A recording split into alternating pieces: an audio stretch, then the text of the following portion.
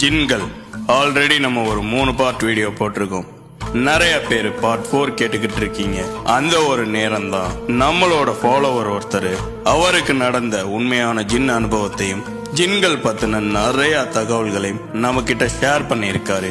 இன்னைக்கு வீடியோ ஜின் பார்ட் 4 பத்தி பார்க்கலாம்.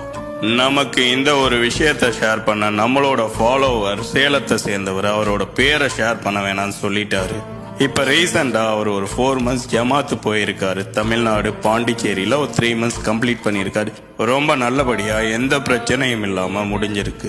உண்மையான கதையே இங்கதான் ஆரம்பிக்குது. 4வது மாசம் அவர் ஆந்திராக்குள்ள என்ட்ரு ஆகுறாரு. காலையிலே போயிட்டார். ஆந்திராலே அது ரொம்ப பெரிய பள்ளிவாசல், ரொம்ப பழைய பள்ளிவாசலும் கூட. பழைய பள்ளிவாசல்னா நிறைய இடம் சிதைவடைஞ்ச நிலையில இருக்கு, இன்னும் கட்டாம அப்படியே இருக்கு. அந்த ஒரு பள்ளிவாசல்ல தொழுகக்கூடிய மக்களோட எண்ணிக்கைங்கிறது ரொம்ப குறைவு. அந்த பள்ளிவாசல்ல எங்க வேணாலும் படுக்கலாம், ஆனா சென்றா மட்டும் படுக்க கூடாது. அவர் கூட போயிருந்த எல்லாருமே இருக்கக்கூடிய மூலைகள், அதாவது கார்னர்ல படுக்க ஆரம்பிச்சுட்டாங்க. கார்னர் ஃபுல் ஆயிருச்சு. அந்த ஒரு நிமிஷம் அவர் எடுத்த முட்டாள்தனமான ஒரு முடிவு தான் இந்த வீடியோக்கான காரணமே. கார்னர்லாம் ஃபுல் ஆயிருச்சுன்னு ஃப்ரீயா தானே இருக்குன்னு சொல்லி சென்ட்ரா படுத்திருக்காரு. ஆக்சுவலா அவருக்கு தூங்கும் போது உருளக்கூடிய பழக்கம் கிடையாது.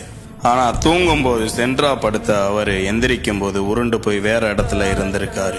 இது 1 நாள் 2 நாள் கிடையாது, தொடர்ந்து 7 நாள் நடந்திருக்கு. மொத்தம் 10 நாள் அந்த இடத்துல தங்கி இருந்திருக்காங்க. இது வரைக்கும் அவர் ஷேர் பண்ணியிருந்த விஷயம் நார்மல் தான். இதுக்கப்புறம் அவர் சொன்ன விஷயம் தான் இந்த வீடியோக்கான ஹைலைட்டு. 7 நாள் முடிஞ்சு 8வது நாள் திரும்பி சென்ட்ராவே படுத்திருக்காரு.